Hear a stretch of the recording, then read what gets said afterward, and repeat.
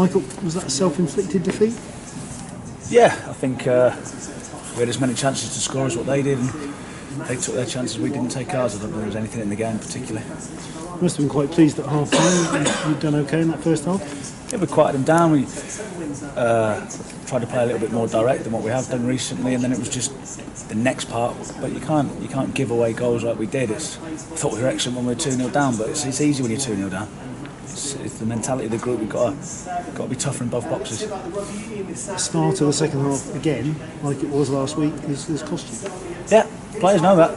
And they need to take it on and learn, because we can't give goals away against good teams. Like you said, we're at the bottom end of the table, they're at the top end of the table. There's nothing between the two teams. But it's the small margins. As we say, that is the frustration, isn't it? You know, you've more than matched the team in the top six for the majority of the game, yet shot yourselves in the foot. Yeah, but we can't keep saying, "Oh, we did all right," because we're not. We're losing games. So that's what we need to learn from. It's all right being in games and having lots of the ball, but like I said, I think today was basically two poor goals against and not taking our own chances. Charlie Raglan came in. How did you feel he did? I thought he was excellent. I thought he headed it, kicked it, played when he had to, so I thought he was good, Charlie. After the Stevenage game a while ago, you had a little sort of sit-down chat to galvanise it all. Do you think, with some big home games coming up, might that be the sort of thing that you need to do again? No, I think we're a million miles from where we were against Stevenage. We've got 4 cup finals coming up at home, so I think the players need to recognise that. I think the supporters need to recognise that. We need them to come along and make some noise, and the players need to deliver more edge,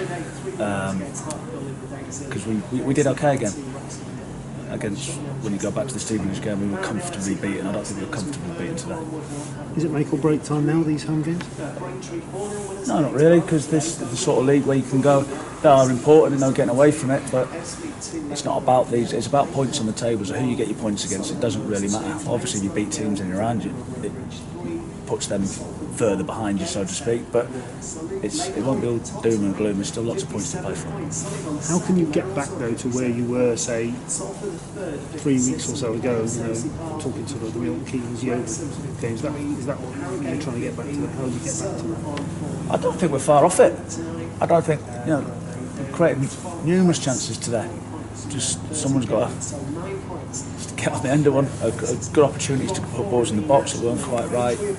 Good opportunities that we didn't take. Didn't work the keeper when we had. So I don't think a million miles. People will look at the defeats, of course they will. And they go, "Oh, we've lost 3 on the spin," but we haven't deserved. Well, we did deserve today because we shot ourselves in the foot. But previously, it's not.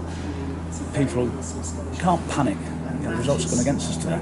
So it's gone from 8 points to 2 points in a week, but it can quickly go the other way as well.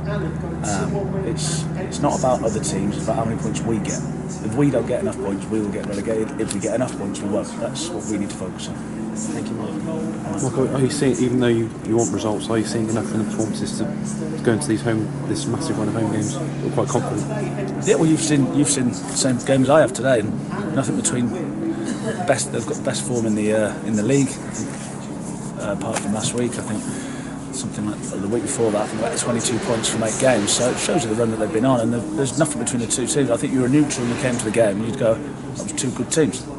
But the best teams take the chances when they get the opportunities. You go higher up, it comes down to 95-minute games come down to moments in games, and we didn't take our moments, and they did, and we gifted them one as well. Yeah, I know you're very consistent with the players after the games. What was the overriding message? I didn't say a lot to them. Don't need to. They know that they're not naive. They're not stupid. They're not got their head in the clouds thinking, "Oh, we'll be all right. We'll be all right. We'll be all right." They know they need to deliver. So there's been a lot of talking. He's got to walk the walk as well as talk the talk. Yeah, everyone knows what a good player Billy Walters can be. Do you think it's fair to say he's lacking a little bit of match sharpness at the moment? He hasn't obviously had a massive amount of football, has he, recently? It's tough to judge on one 70-minute performance. He looked a little bit short, looked a little bit rusty, but we know what Billy can do, so hopefully he'll come good. Yeah, certainly a good debut from Charlie Raglan. Have you got any idea on whether anybody else might be coming in before the massive run of home games? I don't. At the minute, there's nothing close at the minute, so I don't think anything being by then.